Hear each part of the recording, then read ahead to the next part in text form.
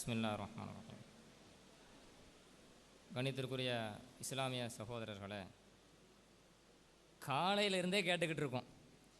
லாக்கின்னுக்கு சட்டம் சொல்லுங்கள், லன்னதுவாக்கு சட்டம் சொல்லுங்கள், லி தத்துலுவ லி எபுலுவ நபுலுவ, அது எதனால் பிழை அதை வைங்க, நாங்கள் பிழக்கம் சொல்கிறோம். காலையிலிருந்து சொல்லிக்கிட்டு இருக்கேன். இது வரைக்கும் அதுக்கு வாய் திறக்க மாட்டேங்காங்க. ஏன் தெரியுமா? வாயை திறந்தோன்னு சொன்னால் முஸ்ஹஃபை வருஷ கதை தான். வாயை திறந்தோன்னு சொன்னால் வருஷ கதை என்னவோ அதுதான். முஸ்தகீம்னு எழுதுறத முஸ்தஃபீம்னு படிச்சுட்டு கடைசியில் என்ன பண்ணாங்க? முஸ்தகீம்னு எங்களுக்கு தெரியும், தெரிஞ்சுக்கிட்டு தான் முஸ்தஃபீம்னு படித்தோம். இதில் இடையில இவர் சொல்கிறாங்க, என்ன சொல்கிறாங்கன்னா, வருஷுடைய நுக்தாவை நாங்கள் ஒத்துக்கிட்டோமா? நாங்கள் தானே நுக்தா எப்படின்னு பாடமே உங்களுக்கு நடத்தியிருக்கோம். நுக்தா மேலே ஒரு புள்ளி வச்சா காஃபு, கீழே ஒரு புள்ளி வச்சா ஃபேன்னு சொல்லி உங்களுக்கு பாடம் நடத்தினது யார்? நாங்கள் ஏன் ஒத்துக்கணும்? ஒத்துக்கொண்டது யார் தெரியுமா? ஆமாம், மேலே ஒரு புள்ளி வச்சா காஃபு, கீழே ஒரு புள்ளி வச்சா ஃபே, அது எங்களுக்கு தெரியும் என்று ஒத்துக்கொண்டது யார்? நீங்கள் தான். அதை மட்டும் ஒத்துக்கலை, ஒரு பித்தலாட்டத்தையும் சேர்த்து ஒத்துருக்கீங்க. எங்களுக்கு தெரிஞ்சு தான் நாங்கள் அப்படி செஞ்சோம். முஸ்தகீம்னு தெரியும், தெரிஞ்சுக்கிட்டு தான் முஸ்தஃபீம்னு சொன்னோம் என்று ரெண்டு விஷயத்தை ஒத்துருக்கீங்க. அப்போ ஒத்துக்கொண்டோம் என்று எங்களை ஏன் சொல்கிறீங்க? நாங்கள் தான் உங்களுக்கு சட்டத்தை சொல்லி தரோம், அதை நீங்கள் கவனிக்கணும். அடுத்து இன்னொரு விஷயம் என்னென்னா, அதாவது குர்ஆனுக்கு முன்னாடி இலக்கணம் கிடையாதான். சஹாபாக்களுக்குன்னா இலக்கண சட்டம் யாரும் கற்றுக்கலையாம். அப்படி இருந்திருந்தால் அதுக்கு ஆதாரம் தரணுமா, இருந்திருந்தா ஆதாரம் கொடுக்கணுமா. குர்ஆனுக்கு பிறகு தான் இலக்கண சட்டமே என்ன செஞ்சிச்சான், வந்துச்சான் அப்படிங்கிறாங்க. இப்போ நம்ம கேட்குறோம், ஸல்லல்லாஹு அலைஹி வஸல்லம் அவர்கள் குர்ஆன் இறங்குச்சில்ல, எழுத சொன்னாங்கல்ல, எழுத சொன்ன சஹாபாக்கள் எழுதவே தெரியலை, எதுவும் தெரியாமல் அந்த சட்டங்கள் தெரியாமல் எப்படி எழுதுனாங்க? என்னோட கேள்வி அதுதான். இப்போ உதாரணமாக தாலிக்க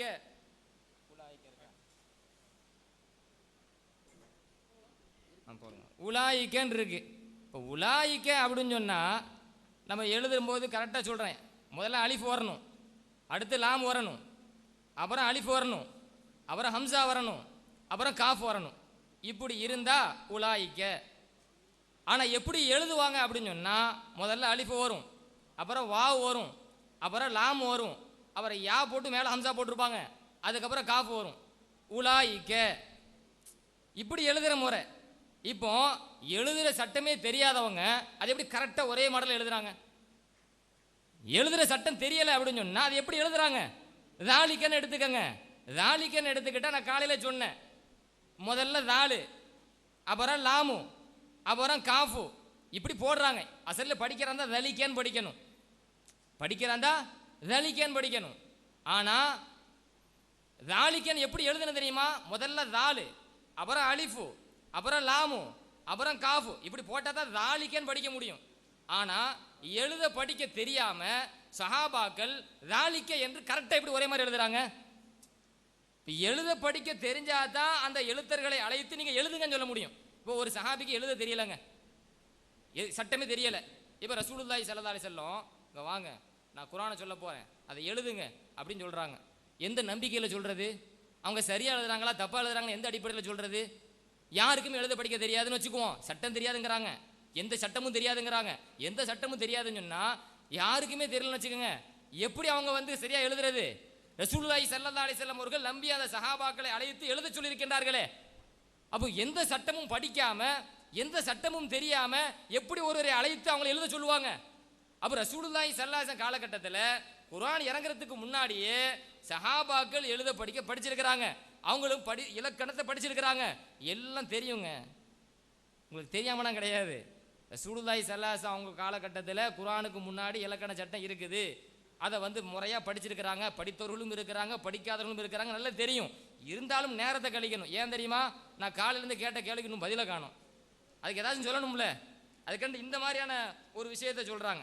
அடுத்து இன்னொன்று கவனிங்க, அதாவது நஸலஹு அலா கல்விக்க, உள்ளத்தில் பாதுகாத்ததற்கு நாங்கள் ஆதாரம் வந்துட்டோங்கிறார். அல்லாஹ் குர்ஆனை உள்ளத்தில் பாதுகாக்கலை நாங்கள் சொன்னோமா? அல்லாஹ் குர்ஆன்ல உள்ளத்திலையும் பாதுகாக்கிறான், எழுத்திலும் பாதுகாக்கிறான் என்பது தான் எங்களுடைய வாதம். உள்ளத்தில் பாதுகாத்தான் என்பதுக்கு நாங்கள் ஆதாரம் தந்துட்டோம் நாங்கள் அதை மறுக்கலையே. என்னோட இன்னொரு கேள்வி கேட்டாங்க, பல்ஹுவ ஆயாத்தும் பையினாத்துன் ஃபி சுதூருல்லதீன ஊத்துல் இல்ம். இன்னொரு ஆதாரம் வைக்கிறாங்களாம். அதாவது குர்ஆன் என்பது ஸல்லல்லாஹு அலைஹி வஸல்லம் உடைய உள்ளத்தில் மட்டும்தான் பாதுகாக்கணும்னு நினைக்கிறக்கூடாது. அறிஞர்கள் எல்லாருடைய உள்ளத்திலையும் குர்ஆன் என்ன இருக்குது. அதுக்கு ஆதாரம் பல்ஹுவ ஆயாத்தும் பையினாத்துன் ஃபி சுதூரில்லதீன ஊத்துல் இல்ம் அப்படின்னு வைக்கிறாங்க. இப்போ நான் கேட்குறேன், உங்கள் தரப்பில் எத்தனை ஹாஃபில்கள் இருக்கிறாங்க? உங்கள் எல்லாருமே குர்ஆனை பார்த்து ஓதாமல் கேட்டே மனப்பாடம் பண்ணீங்களா, பார்த்து ஓதி மனப்பாடம் பண்ணீங்களா? இது வரைக்கும் எத்தனையோ ஹாஃபில்கள் இருக்கிறோம். எல்லா ஹாஃபில்களுமே குர்ஆனை உள்ளத்தில் கொண்டு போகிறதுக்கு எது பார்க்குறோம்? எழுதப்பட்ட குர்ஆனை தான் பார்க்குறோம். எழுதப்பட்ட குர்ஆனை பார்த்து அதன் மூலமாக தான் உள்ளே கொண்டு போகிறோம். இப்போ உள்ளத்தில் பாதுகாக்கிறேன்னு சொல்கிறாங்க. அல்லாஹ் ஸல்லல்லாஹு அலைஹி வஸல்லம் உள்ளத்தில் பாதுகாக்கிறதுக்கு மிக தெளிவான ஒரு பொறுப்பு எடுத்திருக்கிறான். சன்னுக்குரி உக்க ஃபலா தன்சா, நபியே நாம் உமக்கு ஓதி காட்டுவோம், நீங்கள் மறந்துட மாட்டீங்க அப்படின்னு அல்லாஹ் பொறுப்பெடுக்கிறான்.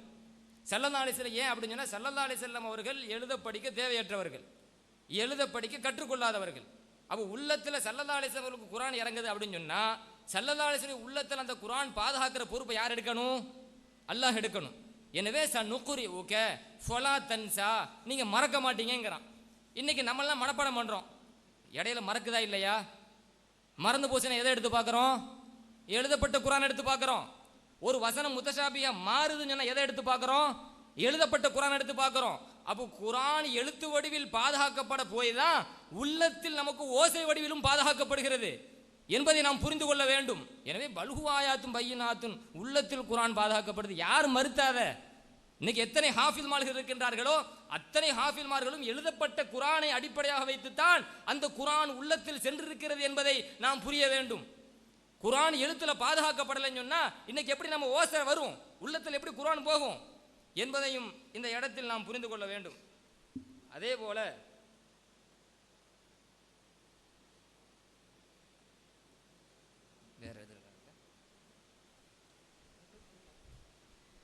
அன்புக்குரியவர்களே, தபுரியில் வருது அப்படின்ட்டு மிக வேகமாக பேசினாங்க. அது கொஞ்சம் முன்னால் பார்க்கணும், எது சம்மந்தமாக சொல்கிறாங்கன்னு பார்க்கணும். இப்போ நம்மெல்லாம் சாலில் ஜஹீம்னு ஓதுறோம், வேற ஒரு ஆள் சாலுல் ஜஹீம்னு ஓதுறாரு பி ரஃபில் லாமி. அதுக்கு தான் அவங்க தப்புங்கிறாங்க. ராமுண்டு சொல்லுவோமா, காதுண்டு சொல்லுவோமா, சாலுண்டு சொல்லக்கூடாது. அதுக்கு தானே சொல்ல வந்தாங்க. சாலில் ஜஹீமுக்கு தப்பு சொல்கிறாங்க. அது கூட ஒரு சிலருக்கு விதிவிலக்கு இருக்குது. இந்த ரஃபோடைய காலத்தில் கூட ஷாக்கி சிலாஹி, உண்மையில ஷாக்குன்னு தான் சொல்லணும். ஏன் வச்சு சொல்கிறது? அது அரபிகள் சொல்கிறாங்க, அதுக்கு வச்சுக்கிறலாம், மற்றதுக்கெல்லாம் சொல்லக்கூடாது அப்படின்னு சொல்கிறதே சாலூண்டு ஓதுறதுக்கு தான், சாலில் ஜஹீம் அப்படிங்கிறதுக்கு அல்ல அப்படிங்கிறத நம்ம புரிஞ்சுக்கிறோனுங்க. அடுத்ததாக இப்போ ஒப்புக்கொண்டதுக்கு நன்றி அப்படிங்கிறாங்க. எதுக்கும் யார் ஒப்புக்கொண்டது? நீங்களே ஒன்று சொல்லிட்டு ஒப்புக்கொண்டீங்க நன்றி, இது சொன்னீங்க நன்றி, இது ஒப்புக்கொண்டீங்க அப்படிம்பியல. எதை நாங்கள் ஒப்புக்கொண்டோம் அப்படிங்கிறத யோசிக்கணும். சில்சிலாவுக்கு ஆதாரம் கேட்டாக்கா அவங்க வாப்பா மகனுக்கு சொல்லிக் கொடுப்பாங்க, அந்த மகன் பிள்ளை சொல்லுவாங்க. அந்த வாப்பா யார் பேரை சொல்லுங்க, அதானங்க சங்கிலி. வாப்பா மகன்டா சங்கிலி தொடராது. அந்த வாப்பா பேர் என்ன, அவன் மகன் பேர் என்ன, அவருடைய மகன் பேர் என்ன, அதில் சில்சிலா. வாப்பா பேரன் கொள்ளு பேரன், இதுவா சில்சிலா? அதனால் பேர்களை சொல்லி அந்த சில்சிலாவை சொல்லணும். அது மட்டும் இல்லை, யமலூண்டு இருக்குது, தாமலூண்டு இருக்குது. அப்போ எந்த விதமாக வாசிக்கலாம். ஏன்னா புள்ளியே இல்லாததான் அசல் குர்ஆன். இப்போ நீங்கள் யாமலூண்டு ஓதுங்கன்னு வச்சுக்கிறோங்க, வருஷம் தாமலூண்டு ஓதுறாரு, ரைட்டு, நீங்கள் வருஷம் உங்களுக்கு பிடிக்காது. இப்போ யாமலூண்டு நீங்கள் முடிவெடுத்த எதை வச்சு, அதான் நாங்கள் கேட்குறோம். அது இப்போ சஹாபா பெருமக்களை கூப்பிட்டு சொன்னாங்களா, இந்த இப்படி தான் ஓதுங்க அப்படின்னு கூட யாராவது சொல்லிட்டு போனாங்களா? அது சங்கிலித்தொடை இருக்குதா? எங்களுக்கு இவர் அறிவித்தார், அவருக்கு அவர் அறிவித்தார், பேரை சொல்லி கடைசியில் சஹாபி வரைக்கும் போகணும். அப்படி சங்கிலித்தொடரை தாங்க. அதனால தான் யோமல்லுண்டு ஓதுறோம். என்னங்க எழுதி வச்ச குர்ஆனை யோமல்லுண்டு ஓதிக்கிட்டு எங்களுக்கு வந்து போச்சு ஆதாரம் இருக்குங்க, ஆதாரம் தரவே இல்லையே. எழுதி வச்சது தான் நீ ஓதுறீங்க. நீங்கள் விரும்பியோ விரும்பாமலோ ஹப்ஸு ஓதுனா தான் எழுதி வச்சிருக்கிறாங்க அப்படிங்கிறத நினைவில் கொள்ளணும். அதே போல் குர்ஆன் இருந்த காலத்தில் இலக்கணமாக இருந்துச்சு. யார் இலக்கணம் இருக்குன்னு சொன்னது? நாங்கள் சொன்னோமா? ஆதாரம் கேட்குறாங்க. குர்ஆன் இருந்த காலத்தில், குர்ஆன் இறங்கிய காலத்தில் இலக்கணம் இருந்ததற்கு எங்களுக்கு ஆதாரத்தை தருங்கள். இலக்கணம் இருந்ததுன்னு யார் சொன்னது? நீங்களே சொன்னீங்க. அலைஹூண்டு ஓதாம அது சரிதான் எங்கள்கிட்டன்னு சொன்னீங்க. அதுக்காக தான் நாங்கள் கேட்டோம். நீங்கள் அலைஹூ அப்படிங்கிறதுக்கு என்ன ஆதாரம் வச்சுருக்கிறீங்க அப்படின்னு உங்கள்கிட்ட நாங்கள் கேட்டால் எங்கள்கிட்ட போய் நீங்கள் அது இலக்கணங்கிறீங்க. நீங்கள் சரி கண்டதுங்கிற எது அடிப்படையில்? ஒன்று ரெண்டில் ஒன்று இலக்கணம். அதுதான்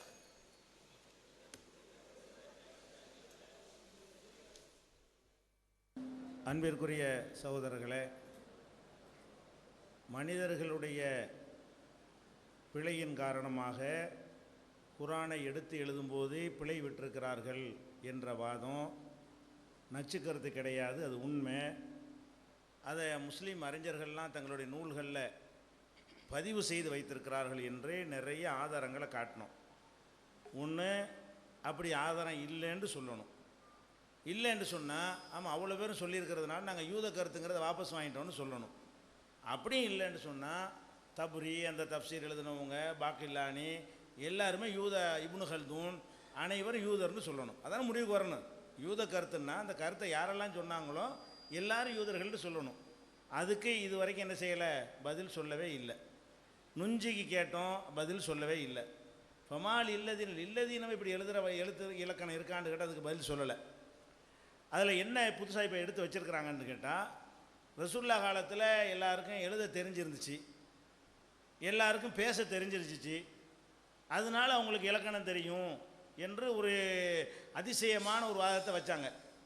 அப்போ கூட நம்ம நினச்சோம், இது என்ன ஒரு எல்கேஜிக்கு தெரியுமே, ஒரு கிராமர் புஸ்தகத்தை சொல்லி கொடுக்கும் பொழுதே நகுவை யார் உண்டாக்குனான்னு சொல்லுவாங்களே, இப்போ ஜமாலி மாதிரி ஆட்கள்லாம் இருக்கிற சபையில் எப்படி இவர் இப்படி உளர்றாரு நினச்சேனா. அவருக்கு அந்த விஷயம் தெரியும். நகுவை உண்டாக்குனது ரசூல்லா காலத்தில் இல்லை, அபுல் அஸ்வத் தோலிங்கிறது காலத்தில் தான் உண்டாக்கப்படுது, அதுக்கு முன்னாடி இலக்கணம் கிடையாது என்று சொல்லி இலக்கண புஸ்தகத்தை அரபி நூல்களை சொல்லும் பொழுதே சொல்லி தருவாங்களே, அது கூட தெரியாமல் ரசூல்லா காலத்தில் இலக்கணம் இருந்துச்சுன்னு சொல்கிறாருன்ட்டு நான் ஆச்சரியப்பட்டேன். நல்ல வேளைக்கு அவர் ஜமாலி சாஹிப் அவர் என்னட்டாங்க, யார் சொன்னான்னு கேட்டு அதை அவங்க மறுத்துக்கிட்டாங்க. அதனால் இலக்கணம் இப்போ கிடையாது. நல்ல வேளைக்கு சிரிக்கக்கூடாது. ரசூல் ஸல்லல்லாஹு அலைஹி வஸல்லம் குர்ஆன் இறங்குற காலத்தில் அரபு மொழி பேச தெரியும், எழுத தெரியும். பேசவும் எழுதவும் தெரிந்தால் இலக்கணம் தெரியும் அர்த்தம். பொம்பளை கடிதம் எழுதும், இலக்கணம் தெரியும் அர்த்தமா? 4ஆம் கிளாஸ் படித்த பொம்பளை புருஷனுக்கு கடிதம் எழுதுமே, பெரிய இலக்கண பண்டிதன் அர்த்தமா? அப்போ ஒவ்வொருத்தவன் நான் உங்கள்கிட்ட பேசிகிட்டு இருக்கிறேன், இங்கே வந்திருக்கிற எல்லாரும் தமிழ் பண்டிதர்களா? பண்டிதர்கள்லாம் புரியுமா? பேச்சு எல்லாருக்கும் புரியும். அந்த மாதிரி குர்ஆன் அருளப்பட்ட காலத்தில் புரிந்து கொண்டார்களே தவிர இலக்கணம் தெரியாது, இலக்கணம் இல்லைன்னு தான் நாங்கள் சொன்னோம். தமிழுக்கு 2000 வருஷத்துக்கு முந்தி எழுதப்பட்ட தொல்காப்பியம் இருக்கா இல்லையா, அதை எடுத்து இலக்கணத்துக்கு ஆதாரமாக காட்டுறான்ல. அப்போ இலக்கணம்னு ஒரு தொகுக்கப்பட்டிருந்தால் நூல் வடிவத்தில் இருக்குமா இல்லையா? அப்போ இம்ருல் கைஸுடைய கவிதைகள்லாம் எடுத்து பாதுகாக்கப்பட்டிருக்கும் பொழுது ரசூல்லா காலத்துக்கு முந்தினது இந்த இலக்கண புஸ்தகம் இருக்கும்ல, இந்த புஸ்தகம் அந்த இருக்க ரசூல்லா காலத்தில் இந்த இலக்கண புஸ்தகம்னு காட்டுங்க பார்ப்போம்னு கேட்டோம். அதுக்கு என்ன செய்ய, எழுத தெரியாதா? இலக்கணம் தெரியாமல் எழுதுனாங்க, இலக்கணம் தெரியாமல் எழுதுவாங்க, இலக்கணம் தெரியாமல் பேசுனாங்க, இலக்கணம் தெரியாமல் பேசுவாங்க. சாதாரண ஒரு எல்கேஜி விஷயம் இது. இது கூட ஆனாவனை சின்ன பிள்ளைக்கு சொல்லிக் கொடுக்குறமே இலக்கணம் தெரிஞ்சால் படிக்கிறதுலாம். அதனால் பேசுவதற்கும் எழுதுவதற்கும் இலக்கணம் தெரிய வேண்டிய அவசியம் இல்லை. அது பண்டிதர்கள் கொஞ்சம் போக போக தெரிந்து கொள்வார்கள். அதனால் இலக்கணம் பின்னாடி வகுக்கப்பட்டது. அதனால தான் அலைகுள்ளாண்டு அல்லாஹ் சொல்கிற காலத்தில் அது சரியா தவறா என்று உரசி பார்ப்பதற்கு ஒரு இலக்கண விதி அன்றைக்கு இருக்கவில்லை. அல்லாஹ் வேணும்படி அப்படி ஆக்குறான். அரபி நல்ல சிறந்த மொழியாக இருந்தால் கூட அதுக்கு எவனாவது இலக்கணம் எழுதி வச்சு அவன் கண்ட்ரோலில் நம்ம எப்படி போகிறதுங்கிறதுக்காக வேண்டிய இல்லாமல் ஆக்கியிருக்கான் அல்லாஹ். அரபு மொழி ஆதியிலேருந்து இருந்தால் கூட ஒரு மனுஷன் ஒரு இலக்கணத்தை எழுதி வச்சு இலக்கணத்தைப்படி இருக்கு ஏன் அப்படின்னு சொல்லி அப்படி நான் உன் கண்ட்ரோல் நான் ஏன்டா வர்றேங்கிறதுக்காக கூட எல்லாம் செஞ்சுருப்பான். அதை இலக்கணமே இல்லாமல் ஆக்கிவிட்டான். அப்போ இஸ்லாம் வந்த பிறகு தான் அந்த எழுத்துலையும் பேச்சிலையும் கவிதையாகவும் இருந்த விஷயங்களை வைத்து இன்னென்ன மாதிரி இருந்தால் இப்படிங்கிற விதியை உண்டாக்குகிறார்கள். அப்போ நீங்கள் எழுதுனதெல்லாம் சட்டம் வந்த பிறகு அது பிழையாக இருக்கக்கூடாது. இந்த அலைகு எல்லாம் சட்டத்துக்கு முந்தி, அதில் நீங்கள் பிழையை தேட முடியாது. இலக்கணங்கிறது காலத்துக்கு முந்தி வந்த ஒன்றை நீங்கள் இலக்கணத்தில் உரசக்கூடாது.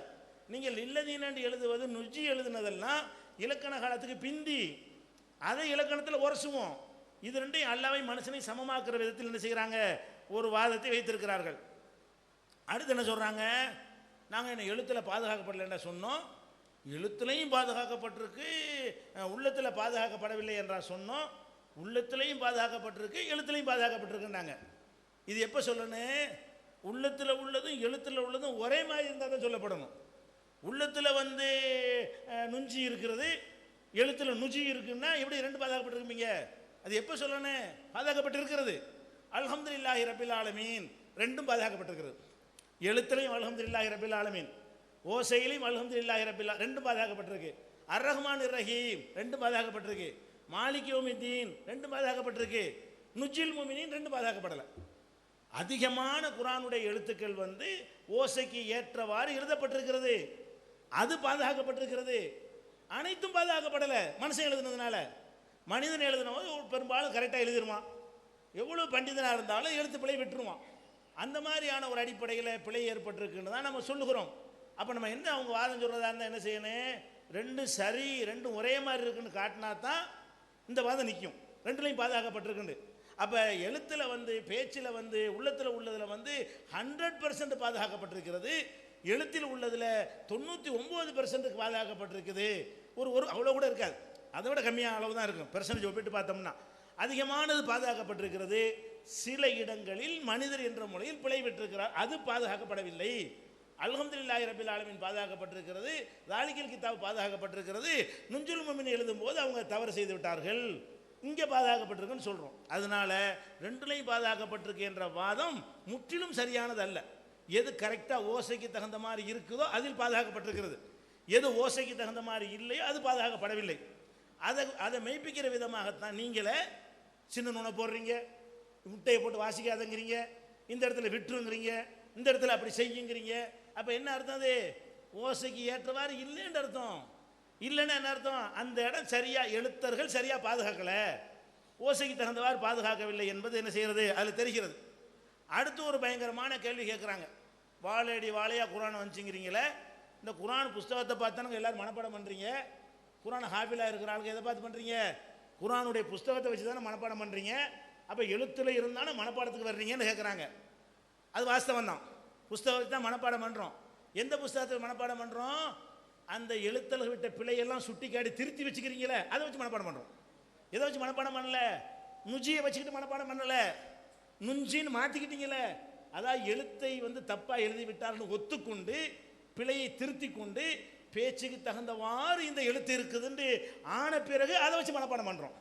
இல்லைன்னா அப்படி மனப்பாடம் பண்ணியிருப்பாமா, நீங்கள் சின்ன நூனு போடலைன்னு வைங்க, நுஜின்னு நாங்கள் மனப்பாடம் பண்ணுவோமா, பண்ண மாட்டோம், நுஞ்சி தான் பண்ணுவோம், எழுத்துக்கு மாற்றமாக தான் பண்ணுவோம். நீங்கள் என்ன செய்கிறீங்க, எழுத்தில் பிழை விட்டார்கள் என்பதை உங்களை அறியாமல் ஒத்துக்கொண்டு அந்த பிழைகளுக்கெல்லாம் முட்டையை போட்டு ஒரு சின்ன நூனை போட்டு ஏதாவது ஒரு குறிப்பை கொடுத்து இந்த பிழையெல்லாம் சரி பண்ணிக்கிட்டோம் அப்படின்னு கொண்டாந்து காட்டி எழுத்து பிழை கன்ஃபார்மாக நடந்திருக்குன்னு சொல்கிறீங்களே, அதுக்கு பிறகு அந்த பிழையை ஓதுவதை வைத்து சரி பண்ணிக்கிட்டோம்னு சொல்கிறீங்களே, அதுக்கு பிறகு அதை பார்த்து மனப்பாடம் பண்ணுறோம். எதுக்கு பிறகு பண்ணுறோம், எழுத்தை நாங்கள் இருக்கிற ஜேரு ஜபர்லாம் போட்டிங்களே, ஜேர் ஜபரை பார்த்துட்டு உச்சரிப்பு வந்ததா, உச்சரிப்பு பார்த்து ஜேர் ஜபர் போட்டாங்களா, ஆண்டு போட்டதுக்கு எதை வச்சு போட்டாங்க, எப்படிப்பா ஓது அல்ஹம்து ஆண்டு ஓதுறாரு போடு மேலே போடு தூ தூ சொல்ற அப்படி சொன்னாங்களா, அல்ல இதை வச்சு அதுக்கு போனாங்களா? அப்போ எழுத்து பிழை இருக்குது எது ஆதாரம்னு கேட்டால், நீங்கள் எந்த குர்ஆனை மனப்பாடம் செய்ய பயன்படுத்தி கொண்டு இருக்கிறீர்களோ உலகம் முழுவதும் அதில் பிழை இருக்கிறது என்பதை சுட்டி காட்டி அதை கரெக்ஷன் பண்ணி இந்த இருக்கு மனப்பாடத்தை தகுந்தவாறு கரெக்ஷன் பண்ணிட்டோன்னு கொண்டாந்து காட்டுறீங்க, அது கரெக்டாக இருக்குது, அதை மனப்பாடம் பண்ணுறோம். அப்போ மனப்பாடத்தை வச்சு தானே அதை கரெக்ஷன் பண்ணீங்க. அதனால் புஸ்தகத்தில் இருந்து நாங்கள் மனப்பாடம் பண்ணினாலும் ஓதுவதற்கு ஏற்ப இருக்கிறதை உறுதி செய்த பிறகு, எழுத்தர்கள் தவறு செய்ததை எல்லாம் கழித்து விட்ட பிறகு அதை பார்த்து மனப்பாடம் செய்தால் நாங்கள் ஓதுவதைத்தான் மனப்பாடம் செய்கிறோம், ஓதுதலை அடிப்படையாக கொண்டு தான் மனப்பாடம் செய்கிறோம் என்பதை இந்த நுணுக்கத்தை அவங்க என்ன செய்யலை விளங்கி கொள்ளாமல் இருக்கிறார்கள். அடுத்ததாக வந்து இந்த சாலுல் ஜஹீம்னு ஒன்று கேட்டோம், அதை பிழைகள் பட்டியல் போடுவதற்கு நாங்கள் தனியாக வச்சுருக்குறோம், அது கேட்கல.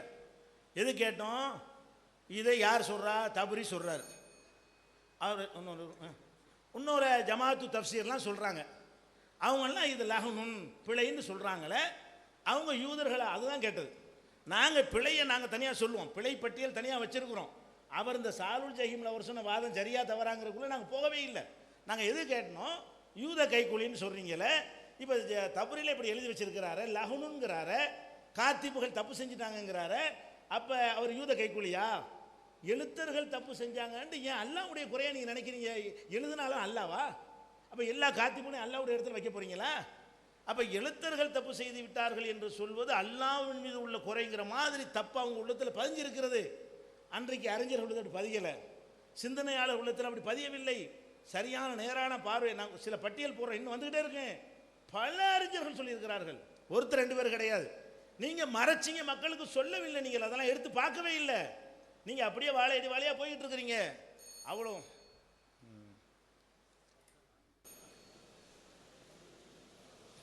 அன்பிற்குரியவர்களே, குர்ஆனுடைய எழுத்தில் பிழையுண்டு அப்படிங்கிறது தகாத கருத்து தான் அப்படின்னா தபரி சொல்லியிருக்காங்களே. நம்ம தான் சொன்னோம், தபரிங்கிறது நம்ம ஓதுறோம்ல, இப்போ அதை சொல்லலை. சாலு அப்படின்ட்டு ஓதினால் அதை தவறு என்கிறார்கள். அது எப்படி ராமுண்டு வரும், அது எப்படி காதுண்டு வரும், அதுதான் பிழைங்கிறாங்க. நம்ம ஓதுற சாலில் ஜஹீம் அதை தப்புன்னு சொல்லலை. நீங்கள் வேண்டுமானா ஏன் இல்லாமல் இருக்குதே அப்படி வேணால் நீங்கள் கேளுங்க. தபரி சொல்கிற இந்த பாயிண்ட் இல்லைங்கிற புரிஞ்சுக்கிறேங்க. தபரி சொல்கிறாரு, அப்போ அவர் யூதாராண்டு ஏன் சொல்ல மாட்டேங்கிறியா? அப்போ எங்கள் பாயிண்ட் அவர் ஒன்றும் சொல்லலையே. நீங்கள் சாலில் ஜஹீம்ங்கிறது அவர் கரெக்டு தாங்கிறாரு, சாலுன்றாதான் அவர் தப்புங்கிறாரு. அப்போ நம்ம ஓதுறது பிழையும் சொல்லலை. அப்போ ஏன் அதில் எழுதப்படாமல் இருக்குதுல்ல அதே அவர் தப்புங்கிறாரு. ஏன் எழுதப்படாமல் இருக்கிறது இது மட்டுமா?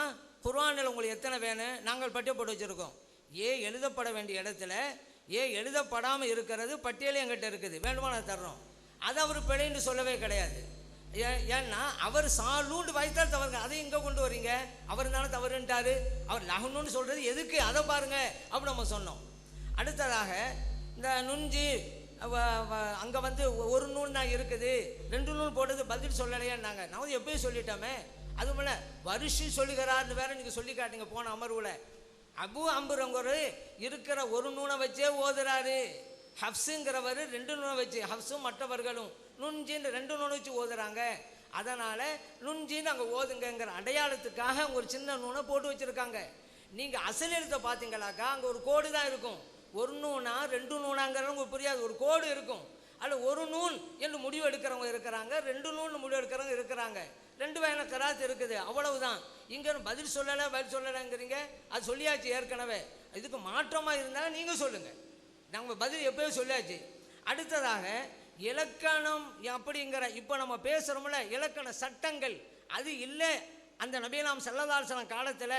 அப்படிங்கிறதுனால இலக்கண முறைகள் இல்லைன்னு சொல்ல முடியாது. இலக்கண முறைகளுக்கும் சட்ட வடிவங்களும் வித்தியாசம் இருக்குதுங்க. உதாரணம் எழுவாய் பயனிலை அப்படிங்கிற பேர் வேண்டுமானால் அந்த காலத்தில் இல்லாமல் இருக்கலாம். ஆனால் எழுவாய் பயனிலையை சட்டம் வந்த பிறகு இப்போ நம்ம எப்படி அதை உபயோகிக்கிறோமோ அப்படித்தான் அந்த காலத்து மக்களும் உபயோகித்தாங்க. இது எழுவா பெண்ணு பேர் தான் சொல்ல மாட்டாங்க, ஆனால் கரெக்டாக நடக்காது. இப்போ இன்றைக்கி இப்போ எழுவா பயனிலை அப்படின்னு சொன்னால் ஜெய்துன் ஆலிமுன், ஜெய்து ஆலிம் வருது. இப்போ சட்டம் நம்ம படிச்சிருக்கிறோம். நபியலாம் ஸல்லல்லாஹு அலைஹி வஸல்லம் காலத்தில் சஹாபா பெருமக்களும் ஜெய்துன் ஆலிமுன்னு சொல்லுவாங்க. ஆனால் எழுவா பெண்கள் பேர் இல்லை. ஆனால் அந்த பேர் இருந்தால் இப்போ சட்டம் தொகுத்துருக்கணும், அதன்படி தான் செஞ்சாங்க. அதில் இன்னங்கிற வார்த்தை போகும். இன்ன ஜெய்தன் ஆலிமுன் அப்படின்னு சட்டம் உருவாக்கி இருக்கிறோம். சட்ட வடிவு இலக்கணம் எழுதப்பட்டு இல்லையே தவிர, ஆனால் எப்படி இலக்கண பிரகாரம் இப்போ நம்ம எழுதுகிறோமோ பேசுகிறோமோ அதைத்தான் அன்றைக்கும் செய்தார்கள், செய்யக்கூடியவர்கள் இருந்தார்கள் என்பதைத்தான் எங்கள் தரப்பில் அதற்கு சொன்னாங்க. ஏன்னா உதாரணத்துக்கு செய்து சாப்பிட்டு சொல்கிறாங்க. இப்போ உதாரணத்துக்கு இலக்கண முறைனா என்ன? ஒரு மொழியில் என்ன அமைப்பு பேர் வேண்டுமானா இல்லாமல் இருக்கலாம். இந்த மொழியில் இப்படித்தான் எழுதணும்னு இருக்குதுல்ல. இப்போ தாலிக்க இப்போ வந்து அழிப்பு போடாமல் தானே எழுதுகிறோம். இதுதானே இப்போ சட்டம்னு சொல்லியிருக்கிறோம். ஆனால் சட்டமே தொகுக்கப்படாத காலத்திலும் இந்த சட்டப்படி தான் எழுதுனாங்க. அப்படி விவரம் தெரிந்தவர்கள் இருந்தார்கள்ங்கிறது தான் எங்கள் தரப்பில் சொல்லப்பட்டது. இன்றைக்கி பாருங்கள், அரபு மொழி தெரிஞ்சவங்கள்ட்ட கூட மியத்துன்னு எழுத சொல்லுங்கள். இப்போ மியத்து அப்படிங்கிறதுக்கு சம்மந்தம் இல்லாமல் ஒரு அழிப்பு போட்டு தான் எழுதுவாங்க. அது சைலன்ஸு தான், ஆனால் அப்படி தான் எழுதணும். அப்போ அழிப்பு அங்கே போடக்கூடாது, உச்சரிப்பில் வராது. அது வெளிப்படையில் பார்த்தா தப்பு. அப்படி தப்பாக எழுதுனாதான் ரைட்டு. ஒரு ஆள் இந்த மியத்தில் என்ன தேவையில்லாமல் இருக்குதுன்னு சொல்லி அழிப்பை எடுத்துப்பட்டு மீ தூண்டு சொல்லித்தான வைங்க சரியாக எழுதினாரு, அதுதான் தப்பு. இப்போது நபியலாம் ஸல்லல்லாஹு அலைஹி வஸல்லம் காலத்தில் சஹாபா பெருமக்கள் மேத்து எப்படி எழுதினாங்க? மீம் அலிஃப். இப்போ இலக்கண பிரகாரம் அந்த வழக்கில் எப்படி நம்ம பாதுகாக்கிறோமோ அதே அப்படி தான் அவங்க எழுதினாங்க. உலாய்க்க நம்ம எழுதுகிறோமோ அப்படி தான் அவங்க எழுதினாங்க. இப்போ இலக்கணம்ங்கிற சட்ட தொகுப்பு இல்லையே தவிர இலக்கணத்தின் மூலம் நாம் இப்போ என்ன செய்கிறோமோ அதை செய்கிற பாண்டித்துவம் மிக்கவர்கள் தான் இந்த காரியத்தை செய்தார்கள். ஜெய்து சாபித் ரலியல்லாஹு அன்ஹு அவர்கள் பல மொழியில் விற்பனர்களாக இருந்தாங்க. அவங்க தான் பொறுப்பேற்றாங்க. அந்த கருத்திலே தான் எங்கள் தரப்பில் அதை சொன்னாங்களே தவிர முப்ததா ஹபரு ஹாலு இஸ்திஸ்னா எல்லாம் வந்துடுச்சு அப்போவே அப்படிங்க பேரெல்லாம் இல்லை. நம்ம என்ன சொல்கிறோமோ அதன் பிரகாரம் எழுதுகின்ற ஆற்றல் உள்ளவர்கள் இருந்தார்கள் என்பது தான் எங்கள் தரப்பு வாதங்கிறத நம்ம புரிஞ்சுக்கிறானுங்க. அடுத்தது சில்சிலா இருக்குன்னாங்க. வாப்பா மகனுக்கு அந்த மகன் பிள்ளைக்குன்னாங்க. அந்த சில்சிலாவை கேட்டுக்கிறோம், இன்னும் அவங்க தரவே கிடையாது. அதனால் எந்த ஒரு விவகாரமாக இருந்தாலும் நம்ம என்ன கேட்டோமோ அதை சொல்லட்டும். இப்போ உதாரணத்துக்கு நேரடியாக வர்றோம், ஒளி வடிவிலே இறங்கியது, அது குர்ஆன்ங்கிறாங்க. எழுத்து வடிவிலே உள்ளதுக்கு குர்ஆன் என்று சொல்லலாமா சொல்லக்கூடாதா? அதை நீங்கள் நேரடியாக சொல்லுங்கள்.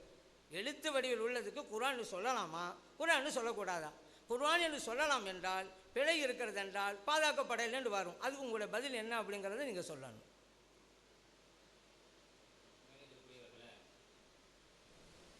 நம்ம காலையில் இடையில சொல்ல வேண்டிய விஷயம் இடையில நின்றுச்சு. இந்த நுஞ்சி என்பதில் வந்து ஒரு நூனை வந்து விட்டுட்டாங்க, அதை தப்பாக எழுதிட்டாங்க என்பதை காட்டுவதற்காகத்தான் மேலே சின்ன நூனு போட்டிருக்கிறாங்க அப்படின்னு சொல்லி எதிர்த்தரப்பு இதுவரை என்ன செஞ்சிட்ருக்கிறாங்க, பதிவு செய்துட்ருக்கிறாங்க. ஆனால் சட்டம் என்ன அப்படின்னு சொன்னால், பழைய காலத்து எழுத்துமுறை சட்டத்தையே சொல்கிறேன். ஒரே இனத்தை சார்ந்த 2 எழுத்துக்கள் அடுத்தடுத்து வந்து அதில் 2வது எழுத்து சுக்கூன் பெற்று இருந்தால் அந்த 2வது எழுத்தை வந்து பழைய காலத்தில் வந்து எழுதுகிற முறை கிடையாது, ஆனால் படிப்பாங்க. அந்த 2வது எழுத்தை எழுத மாட்டாங்க, ஆனால் படிப்பாங்க. உதாரணத்துக்கு நுஞ்சியை போடுங்க. இப்போ நுஞ்சி 2 நூன் இருக்கா, முதலாவது ஒரு நூனு, 2வது நூனு, ரெண்டும் ஒரே இனத்தை சார்ந்தது, ரெண்டுமே நூனு. அதில் 2வது எழுத்து சுக்கூன் பெற்றிருக்கு. 2வது எழுத்து சுக்கூன் பெற்றனால அந்த சுக்கூன் பெற்ற எழுத்தை நீக்கிடுவாங்க. நீக்கிட்டு அடுத்து பாருங்க, நுஜி இருக்குதா, எழுத்து வடிவில் நுஜின்னு இருக்கும். ஆனால் நம்ம அவங்க எப்படி வாசிக்கணும்னு கேட்டால் நுஞ்சின்னு தான் வாசிக்கணும். அதை நுஞ்சி என்று தான் வாசிக்கணும், நுஞ்சி என்று வாசிக்க வேண்டும் என்கிற விளக்கத்திற்கும் இன்னும் சில விளக்கம் இருக்குது, அதை நம்ம சொல்லுவோம். அந்த விளக்கத்திற்காகத்தான் மேலே என்ன செய்யப்பட்டிருக்கு, ஒரு பொடி நூனு போடுறாங்க. நுஞ்சின்னு ஏன்னா நமக்கு அந்த சட்டம் பழைய காலத்து எழுத்து முறை இப்போ நமக்கு வராது, தெரியாது. நம்ம நுஜின்னு படிச்சுட்டு போயிடக்கூடாது. ஒன்று. இதே மாடலுக்கு இன்னொரு உதாரணத்தையும் சொல்கிறேன். இப்போ யுஹின்னு இருக்கு. யுஹி அப்படின்னு எழுதுறதா இருந்தால் முதல்ல யா வரணும், அப்புறம் ஹா வரணும், அப்புறம் யா வரணும், அப்புறம் இன்னொரு யா வரணும். யுஹி. இதில் கடைசி 2 யாவை பாருங்க, 2 அடுத்தடுத்து வருது, ஒரே இனம், ரெண்டுமே யா அடுத்தடுத்து வருது. அதில் 2வது எழுத்து என்ன செஞ்சிருக்கு, சுக்கூன் பெற்று இருக்கு. 2வது எழுத்து சுக்கூன் பெற்று இருக்கிறதுனால அந்த எழுத்தை மட்டும் போக்கிட்டு அடுத்து பாருங்க யுஹி அப்படின்னு தான் எழுதுவாங்க. ஒரு யா மட்டும்தான் இருக்கும், ஆனால் அதை வாசிக்கும் போது யுஹி என்று நீட்டி வாசிப்பாங்க. இப்போ குர்ஆனில் எடுத்து பார்த்தீங்கன்னு சொன்னால் எங்கெல்லாம் யுஹி என்று வருகிறதோ அங்கே பாருங்க, நீங்கள் எடுத்து பாருங்க, அந்த 2வது யா இருக்காது.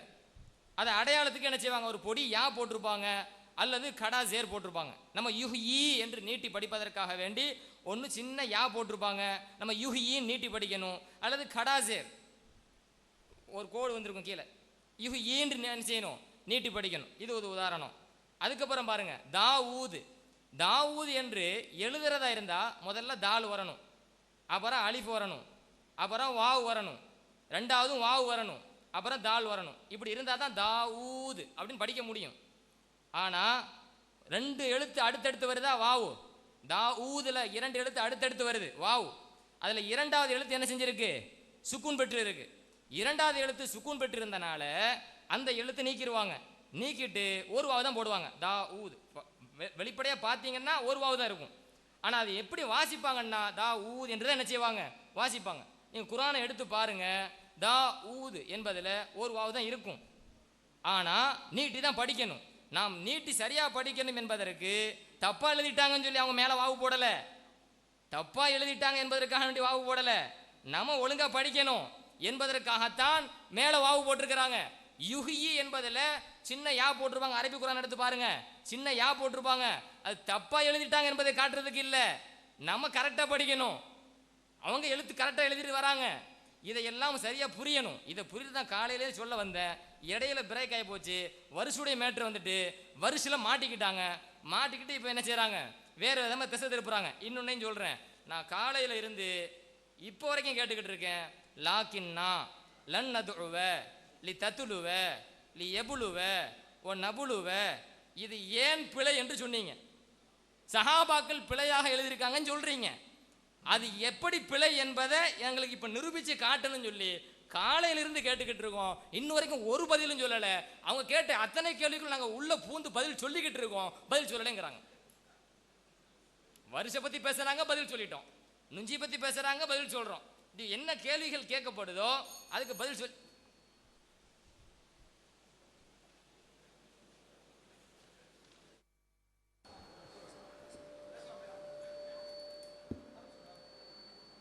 அன்பிற்குரிய சகோதரர்களே, ஹப்ஸு என்பவர் வழியாக வந்த கிராத் தான் நாங்கள் எடுத்துக்கிட்டு இருக்கோம் அப்படின்னு சொன்னாங்க.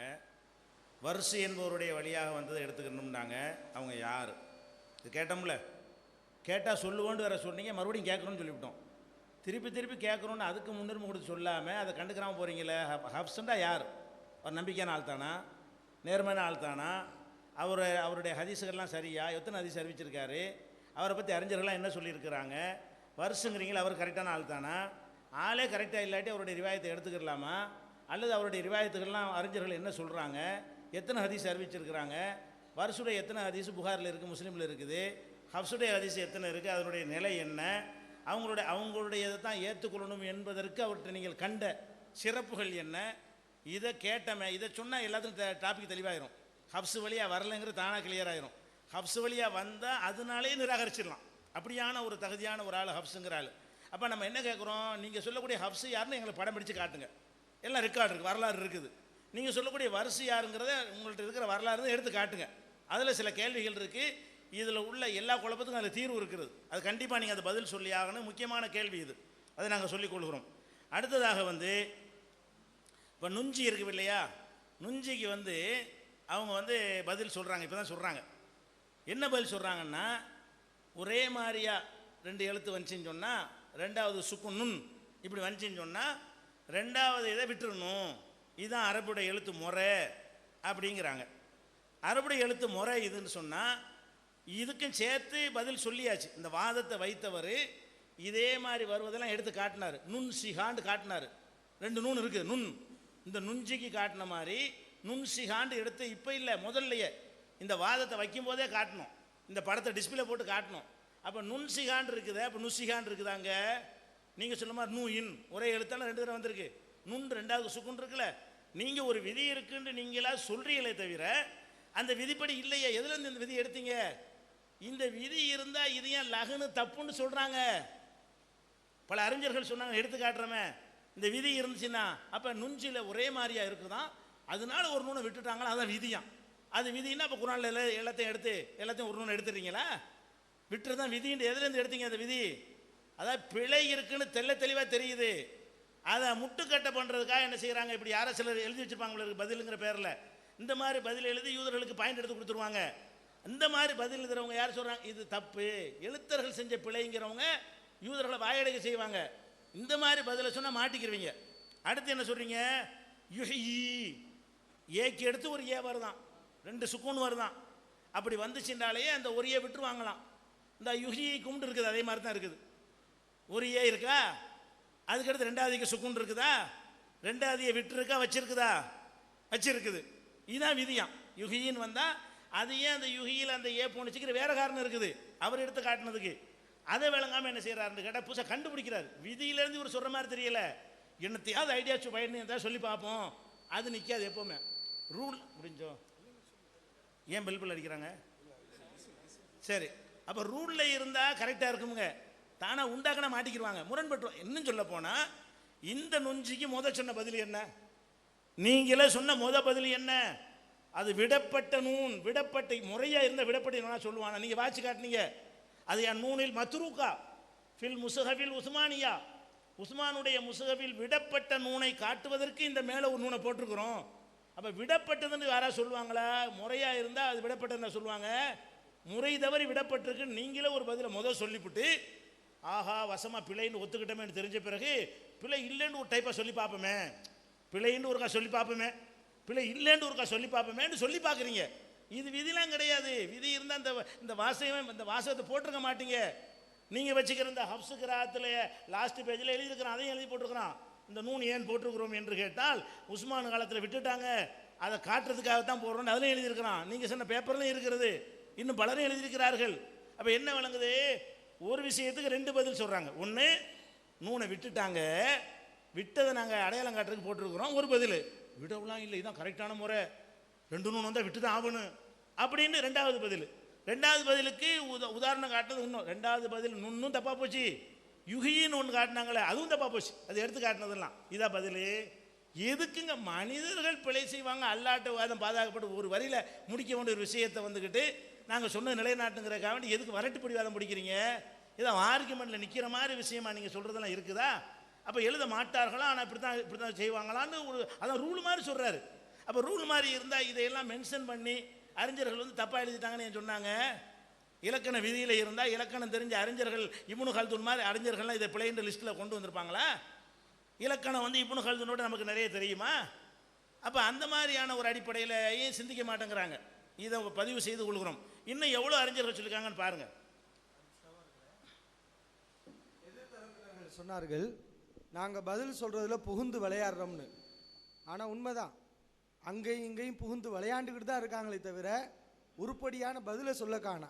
என்னத்தை நீங்கள் பதிலுங்கிற பேரில் சொன்னாலும் அது வந்து தவறாக இருக்குது, அது தப்புங்கிறத நாங்கள் நிரூபிச்சுக்கிட்டு தான் இருக்கிறோம். இப்போ உஸ்புஹானிங்கிற ஒரு இமாம், அல்லாஹ் அருளிய திருமறை குர்ஆனில் எந்த தப்பும் கிடையாது. அதை எழுதும்போது எழுத்தர்கள் சில தவறுகளை செய்திருக்கிறார்கள் என்பதுதான் நம்முடைய வாதம்.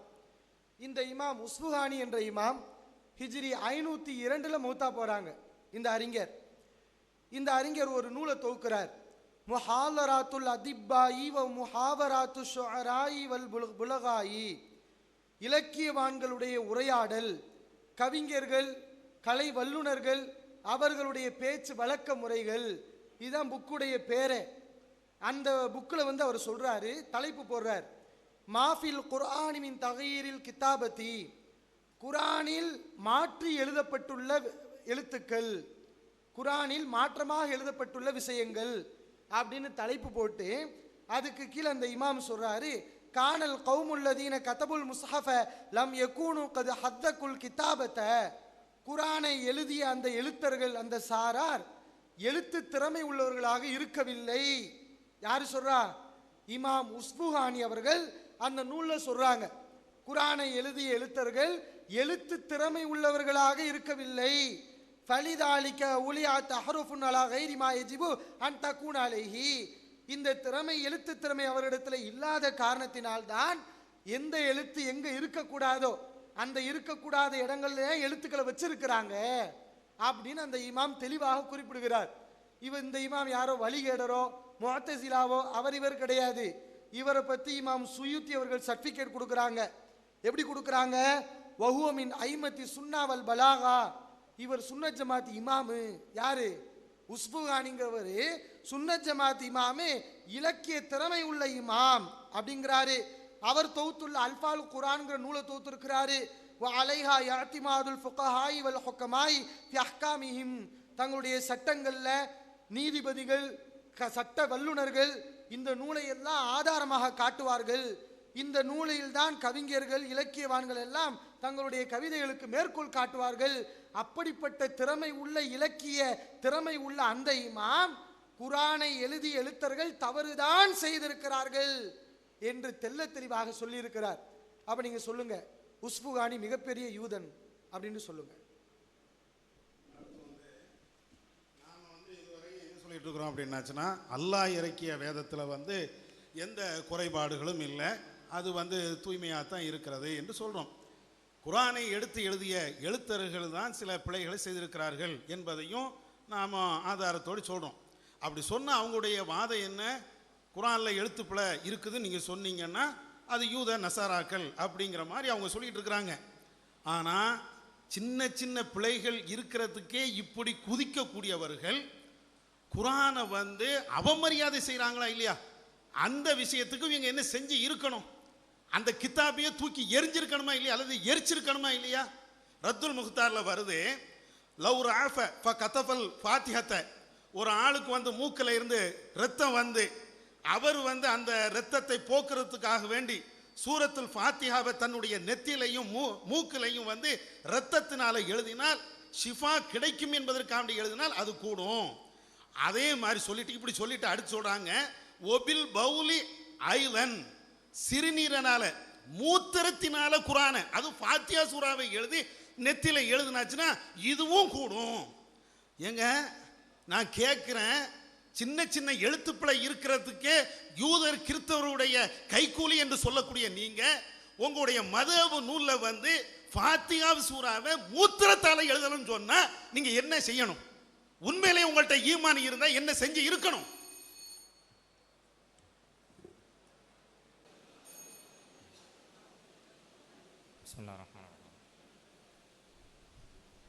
கண்ணியத்திற்குரிய இஸ்லாமிய சகோதரர்களே, பெரியவர்களே, நாம் அவங்க கேட்குற கேள்விகளுக்கு முறையாக பதில் கொடுக்க ஆரம்பிச்சிட்டோம். காலையில் இருந்தே கொடுத்துக்கிட்டு தான் இருக்கிறோம். இப்போ தெளிவாக எழுதி கொடுக்க ஆரம்பிச்சிருக்கோமா என்ன, அது மக்களுக்கு விளங்குற மாதிரி விளக்கியும் கொடுக்க ஆரம்பிச்சிட்டோமா என்ன. அதனால் பயந்து போய் ஃபிக்ஹுக்கு ஓடியாச்சு. எங்கே போயாச்சு? ஃபிக்ஹு கிதாபுக்கு ஓடியாச்சு. தலைப்பு புனித குரானில் எழுத்து பிழைகளா? மூத்தரத்தால் ஃபாத்திஹா ஓதுனது கூடுமா கூடாதா? மூத்தரத்தால் குரானை ஓதுனது குரானை எழுதுனது கூடுமா கூடாதா? ஃபிக்ஹுன்னு தனி தலைப்பு போடுங்க. நாங்கள் ஏற்கனவே ஒப்பந்தத்தை நல்லா படிங்க. முதலில் புனித குரானில் எழுத்து பிழைகளா என்ற தலைப்பில் நம் வாதத்தை தொடங்குவோம். அதுக்கு பிறகு உங்களுக்கு எங்களுக்கு மத்தியுள்ள கருத்துப்பாடல் எதில் வேண்டுமானாலும் நாங்கள் வர தயாரும் தெளிவாக சொல்லியிருக்கோம். அதனால் கேட்ட கேள்விக்கு பதில் சொல்லுங்க. இதுவரைக்கும் நாங்கள் தலைப்பு மாதிரி போக தேவையில்லை. தலைப்பு மாறிட்டீங்கன்னா அதுதான் அர்த்தம். நாங்கள் கேட்குற கேள்விக்கு இன்னும் பதில் சொல்லலையே, அதுக்குள்ளே ஏன் தலைப்பு மாறுறீங்க? ஃபிக்குக்கு ஏன் போகிறீங்க? லாக்கின்னா கேட்டோம், லன்னதுவ கேட்டிருக்கோம், லி தத்துலுவ கேட்டிருக்கோம், லி எபுலுவ கேட்டிருக்கோம், ஒ நபுலுவ கேட்டிருக்கோம். எதுக்குமே பதில் சொல்லாமல் பதில் சொல்வதற்குண்டான கடமை இருந்தும் கூட எங்கே போகிறாங்க? ஃபிக்ஹு கிதாபில் அப்படி, ஃபிக்ஹு கிதாபில் இப்படி. ஃபிக்ஹு கிதாபில் என்ன இருக்கிறது? அதில் சரியாக சட்டம் சொல்லியிருக்கிறார்களா, தவறாக சட்டம் சொல்லியிருக்கிறார்களா, அதில் யூத கருத்து சொன்னார்களா, சொல்லவில்லையா? அதுவா தலைப்புங்க? புனித குரானில் எழுத்து பிழைகள் இருக்கிறதா இல்லையா? அந்த தலைப்பில் உட்கார்ந்துக்கிட்டு நாங்கள் கேட்குற எந்த கேள்விக்கும் இதுவரை ஒரு பதில் கூட சொல்லாமல் நீங்கள் கேட்குற கேள்விகளுக்கு புகுந்து நாங்கள் பதில் சொல்கிறேன்னு சொன்னேன். அதை ஒரு கிண்டல் அடிக்கிறார். புகுந்து பதில் சொல்கிறாங்களான்ட்டு. ஆமாம், நீங்கள் கேட்ட எல்லா கேள்விக்கும் புகுந்து பதில் சொல்லிக்கிட்டு தான் இருக்கிறோம். விளக்கி வேற காட்டிக்கிட்டு இருக்கோம். புகுந்து பதில் சொல்லுவோம் என்று சொன்னதில் எங்களுக்கு ஒன்றும் இது இல்லை. ஆனால் பித்தலாட்டம் பண்ணிக்கிட்டே பித்தலாட்டம் பண்ணேன்னு சொன்னீங்களே. வருஷுடைய கிராத்தில் முஸ்தகீம் தான் படிக்கணும், முஸ்தஃபீம்ட்டு படிக்கிறாங்க. தெரிஞ்சுக்கிட்டு தான் படித்தோம் அப்படின்னு சொல்லி தைரியமாக நீங்கள் செஞ்ச பித்தலாட்டத்தை ஏற்றுக்கொண்டு இருக்கும்போது நாங்கள் சொன்ன புகுந்து பதில் சொல்வதை தைரியமாக நாங்கள் சொல்கிறதில் நாங்கள் ஏன் பயப்படணும் என்பதை நீங்கள் இங்கே புரிந்து கொள்ள வேண்டும். அதே போல் அந்த நுஞ்சியில் நான் ஆரம்பத்தில் படித்து காட்டினாங்க. படித்ததோடு நிற்குது, முழுசாக எனக்கு படிக்க டைம் இல்லை. அப்போ மறுபடியும் படிக்கிறேன் கேளுங்க. ஏற்கனவே நான் சொன்ன சட்டமும் இதில் எழுதப்பட்ட சட்டமும் சரியாக இருக்கான் பாருங்க. ஒல் ஹுரூஃபு சகீரா ததுல்லு அலா அயானில் ஹுரூஃபில் மத்ரூகத்தி ஃபி ஹத்தில் மசாஹிஃபில் உஸ்மானியா ம உஜூபின் நுத்தகிபிஹா நஹ்வு தாலிகல் கிதாபு தாவூத். அதில் தான் நுஞ்சி கொண்டு வராங்க, நுஞ்சில் மூமினின்னு சொல்லி. இப்போ என்னென்னா இந்த இடத்துல சில விதிகள் சட்டங்கள் இருக்குது. அதில் எல்லாத்துக்கும் ஒரேமான விஷயத்தை இதில் போட்டிருக்கிறாங்க. இப்போ நுஞ்சின்னு இருக்குது இல்லை, 2 எழுத்து ஒரே மாதிரி அதனுடைய அருகிலே சுக்குன் பெற்ற எழுத்து இருந்தால் அதில் 2வது எழுத்தை விட்டு படிப்பார்கள், 2வது எழுத்தை விட்டு எழுதுவார்கள். நாம் அதை படிக்கின்ற பொழுது சேர்த்து படிக்கணும். அப்போ விடப்பட்ட எழுத்தின் மீது இப்போ என்ன செஞ்சிருக்கிறாங்க? மேலே ஒரு நூனை போட்டிருக்கிறாங்க. அது எதுக்கு போட்டிருக்காங்க அப்படின்னு சொன்னால் நம்ம சரியாக படிக்கணும். சட்டம் என்ன? அந்த நூனை விட்டு எழுதுறது. அதுதான் அல் ஹுரூஃப் அயானில் ஹுரூஃபில் மத்ரூகா. விடப்பட்ட எழுத்தின் மேலே சட்டம் அதுதான். 2 எழுத்து ஒரே மாதிரி இருந்து அதை அடுத்து உள்ள எழுத்திலே சுக்குன் பெற்ற எழுத்து இருந்தால் அதை விடணும். எனவே தான் அந்த விடப்பட்ட எழுத்தை ஆனால் உச்சரிக்கும் போது எப்படி உச்சரிக்கணும்? விடப்பட்ட எழுத்தை சேர்த்து தான் உச்சரிக்கணும், நுஞ்சின்னு உச்சரிக்கணும். அந்த நுஞ்சி என்று உச்சரிக்க வேண்டும் என்பதை இங்கே சொல்லியிருக்கிறாங்க. இப்போ இன்னொரு விஷயம் என்னன்னா, நான் நுஞ்சியில் தெளிவாக ஒரு விஷயத்தையும் சொன்னேன். இதில் இன்னும் சில காரணங்கள் இருக்குதுன்னு சொன்னேன். நுஞ்சியில் இப்போ ஏற்கனவே நம்ம சொல்லியிருக்கிறோம். இந்த குரானுடைய ஆரம்பத்தில் இது அரபு பிரிண்டு. அரபுல இந்த ஏன் மேலே சாது போட்டோம், ஏன் சீனு போட்டோம் என்ற விளக்கத்தை என்ன செய்கிறாங்க? போடுறாங்க. சின்ன நூன் போட்டிருக்காங்களா நுஞ்சிக்கு மேலே, அதை பற்றி இப்போ நம்ம பேசிக்கிட்டு இருக்கோம். ஏன் அந்த மாதிரி எழுத்து நான் போட்டிருக்கோம் என்றதை சொல்லும்போது குத்திப ஹாதல் முஸ்ஹஃபு, இந்த முஸ்ஹஃபு தான் இப்போ நம்ம கையில் வச்சிருக்கோமா, அதுதான் குத்திப ஹாதல் முஸ்ஹஃபு. இந்த முஸ்ஹஃபை, இந்த ஏடை குர்ஆனை எழுதப்பட்டிருக்கிறது. வலுபித அலாமா யுவாஃபிகு ரிவாயத்த ஹஃப்ஸ் இப்னு சுலைமான். ஹஃப்ஸ் ரலியல்லாஹு கிராத்தை நம்ம ஓதிக்கிட்டு இருக்கோம். அதை இப்போ நம்ம தெளிவுபடுத்திட்டு இருக்கோம், பேசிக்கிட்டு இருக்கோம். ஹஃப்ஸ் ரலியல்லாஹு அவங்களுடைய ரிவாயத்திற்கு ஏற்ப அடையாளமிடப்பட்டு வடிவம் அமைக்கப்பட்டு நம்ம ஜபர் சேர் பேசி போடுறோமா, இடையில ஒரு சின்ன நூனு, மேலே சாது, அதே போல் சின்ன ரவுண்டுனா போடுவாங்க. இதனால் எதுக்கு அப்படின்னு சொன்னால் ஹஃப்ஸ் ரலியல்லாஹுடைய ரிவாயத்திற்கு ஏற்ப வடிவம் அமைக்கப்பட்டு, உலுபித்தன வடிவம் அமைக்கிறது. வடிவம் அமைக்கப்பட்டு இந்த முஸ்ஹப் எழுதப்பட்டிருக்கிறது. யார் இதை போடுறாங்க? சவுதி அரசாங்கத்திலிருந்து தான் இந்த குர்ஆன் ஷரீஃபு அச்சிடப்பட்டு வெளியிடப்படுது. அந்த சவுதி அரசாங்கத்திலேயே இந்த அடையாளங்கள் போட்டதற்குண்டான காரணத்தை சொல்கின்ற பொழுது ஹஃப்ஸுடைய ரிவாயத்திற்கு ஏற்ப என்ன செய்யப்படுகிறது? வடிவம் அமைக்கப்படுகிறது.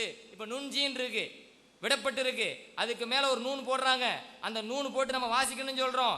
ஹஃப்ஸுடைய ரிவாயத்தில் நுண்ஜீனை வாசிக்கணும். ஏன்னா ஹஃப்ஸுடைய ரிவாயத்திற்கு ஏற்பத்தான் இது என்ன செய்யப்பட்டிருக்கிறது? எழுதப்பட்டிருக்கிற காரணத்தினால் அதையும் சுட்டி காட்டுவதற்காகத்தான் ஏற்கனவே சொன்னேன். பல காரணம் இருக்குது, இன்ஷா அல்லாஹ் பிறகு சொல்லுவேன்னு சொன்னேன். அதையும் சேர்த்து இப்போ சொல்கிறேன். அதுபோல் இன்னொரு விஷயம் இருக்குதுங்க. நம்ம யுஹையில விளக்கம் சொன்னோம். யுஹை என்பதில் முதல்ல யா வருது, ரெண்டாவது யா வருது, ரெண்டாவது எழுத்து சுக்கூன் இருக்குது. சுக்கூன் பெற்ற எழுத்து அதை நம்ம என்ன செய்யணும்? பழைய காலத்து எழுத்து முறை விட்டுருவாங்க, விட்டுட்டு ஒரு யாவை தான் போடுவாங்க. அதை யுஹின்னு நீட்டி படிக்கணும் என்பதற்கு அடையாளமாக, அதை படிக்க வேண்டும் என்பதற்கு அடையாளமாக ஒரு யாவை எழுதுறாங்க.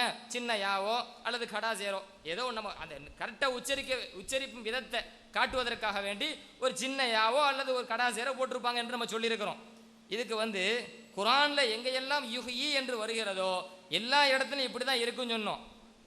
எல்லா இடத்துலையும் இப்படி தான் இருக்குன்னு சொன்னோம். இப்போ குர்ஆன்ல யுஹி என்று இப்படி வந்த எல்லா இடத்தையும் நீங்கள் பாருங்க. நீங்கள் காட்டினது யுஹீக்கும், நீங்கள் காட்டினது யுஹீக்கும். இப்போ நான் கேட்குறேன், குர்ஆனில் எங்கெல்லாம் யுஹி என்று வருகிறதோ அந்த எல்லா இடத்திலும் எப்படி இருக்கும் பாருங்க. அதை பாருங்க. இப்போ நீங்கள் பார்த்துட்டு அதுக்கு இப்படி இருக்குன்னு போட்டு காட்டுங்க. யுஹீக்கும் என்று வருகிற இடத்தை மட்டும் வச்சுக்கிட்டு நான் எதை சொல்லி விளக்கியிருக்கேன்? யுஹியை தான் விளக்கியிருக்கேன்.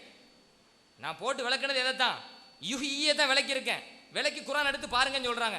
அதை பார்த்தா மாட்டிக்குவோம், அதை பார்த்தா மாட்டிக்குவோம். ரூல் பிரகாரம் போய்கிட்டே இருக்குது. என்ன பண்ணுறது? இது எதையாச்சும் வித்தியாசமாக நம்ம மக்களுக்கு கொடுக்கணும் அப்படின்னு சொல்லி யுஹீக்கும் என்பதை கொண்டு வந்து நிறுத்தி இருக்கிறாங்க.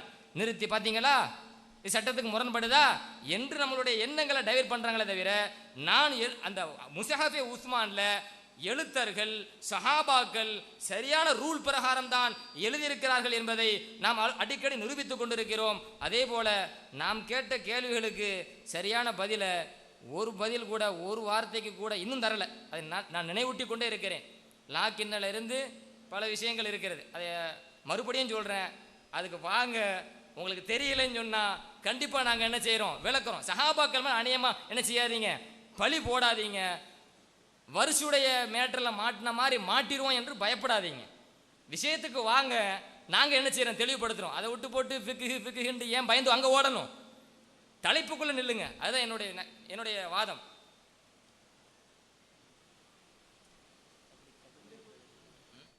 அன்பிற்குரியவர்களே, விவாதம் குர்ஆனில் எழுத்து பிழைகள் உண்டுங்கிறது அவங்களுடைய நிலைப்பாடு, இல்லைங்கிறது நம்ம நிலைப்பாடு. அப்படின்னு சொன்னால் இப்பொழுது இருக்கிற, அதாவது முஸ்ஹஃபே உஸ்மானில் இருக்கிறதுல எழுதப்பட்டிருக்கிறதுல அதுக்கு குர்ஆன் என்று சொல்லலாமா சொல்லப்படக்கூடாதா அப்படிங்கிற மெயினான கேள்வியும் வச்சுருக்கிறோம். குர்ஆன் சொல்லலாமா, குர்ஆன் என்று சொல்லக்கூடாதா? அதுக்கு நீங்கள் பதில் தருங்கன்னு சொல்லுங்கள். அதுக்கு இது வரைக்கும் பதில் இல்லை. என்ன தயக்கம்? குர்ஆனுங்க இல்லைன்னா இல்லைன்னு சொல்லுங்கள். ஏன் தயங்கிட்டு இருக்கிறீங்க? இது நம்முடைய விவாதம் சம்பந்தப்பட்ட கேள்வி அல்லவா? இதுக்கு உடனே நீங்கள் பதில் சொல்லியிருக்கணுமே. இது ஒன்றும் சொல்லலை. அதே போல் ஹப்ஸு யார், வரிசை யார் கேட்டாங்க, அவருடைய அறிவிப்பாளர் வரிசை என்ன, எல்லாம் கொடுப்போம். எல்லாம் எங்கிட்ட இருக்குது. அடுத்த அமர்வில் நம்ம எல்லாம் சனதோடு கொடுத்துருவோம். ஏன்னா அந்த சனதுக்கு இப்போ இவ்வளோ சொல்கிறான்ல, வாப்பா மகன் வாப்பா மகன் யாருன்னே தெரியாது. ஒரு ஹதீஸில் எனக்கு சேர்ந்து எப்படி அவருடைய வாப்பா, அவருடைய நண்பர், அவருடைய மாணவர், அவருடைய ஆசிரியர் இப்படி சொன்னாங்க, நீ ஏற்றுக்கொள்வீங்களா? இன்னாருன்னு சொல்கிறேன்னு. இப்போ அதனால் இவங்களுக்கு வந்ததுக்கு எந்த ஆதாரம் இல்லை. ஆனால் ஹப்ஸு யார் மூலமாக அறிவிக்கிறாரு, சஹாபி வரைக்கும் போகிற சனதெல்லாம் இருக்குது. இவங்களுக்கு தெரியலன்னு நினைக்கிறேன். நம்ம இன்ஷா அல்லாஹ் எத்தனை காரிகள் இருக்காங்களோ அவ்வளோ பேருடைய சனது இருக்குது, நம்ம கொடுக்க தயாராக இருக்கிறோம். அடுத்ததாக இதை நுஞ்சியில் தப்பாக தான் எழுதப்பட்டிருக்குன்னு அறிஞர்கள் சொல்கிறார்கள். எந்த அறிஞர் சொன்னாங்க? நீங்கள் காமிங்க. நீங்கள் சொன்னீங்க உங்கள் நுன்சிஹாவில் அங்கே எழுத்து 2 நூல் தானே இருக்குது, இங்கே தானே ஒரு நூல் இல்லை, சில இருக்குது, இது தப்புன்னு சொல்கிறாங்க, அறிஞர் சொல்கிறாங்கிறீங்க. எந்த அறிஞர்கள் அந்த நுஞ்சியில் ஒரு நூலை எழுதப்படாமல் விடப்பட்டது தவறு அப்படி சொன்னாங்கங்கிறத நீங்கள் எங்களுக்கு சொல்லி ஆகணுங்க. அதே போல் பாருங்கள், இந்த பாக்கில்லானி சொன்னது விஷயம் சொன்னாங்க. அது பாக்கில்லானியெல்லாம் சொன்னாரே, அதெல்லாம் சொல்லி காமிச்சாமே. அவரெல்லாம் என்ன யூதான கேட்டாங்க, மூல நூல்னு கேட்டாங்க. அவங்க மூல நூலை ஒரு ஜெராக்ஸ் காப்பி எடுத்து காமிச்சாங்க. அது இன்திசார் நூல், ஒன்று அவங்கள்ட்ட கித்தாபாக இருந்தால் அவங்க கித்தாபை நம்மகிட்ட காமிக்கணும், அதான் முறை. இல்லைன்னு சொன்னால் அந்த இல்லைங்க எங்கள்கிட்ட சாமிகளாக கூட. பார்வையாளர்கள் 6:50க்குலாம் வந்துருங்க, 10 நிமிஷம் முன்னாடி வந்துருங்க.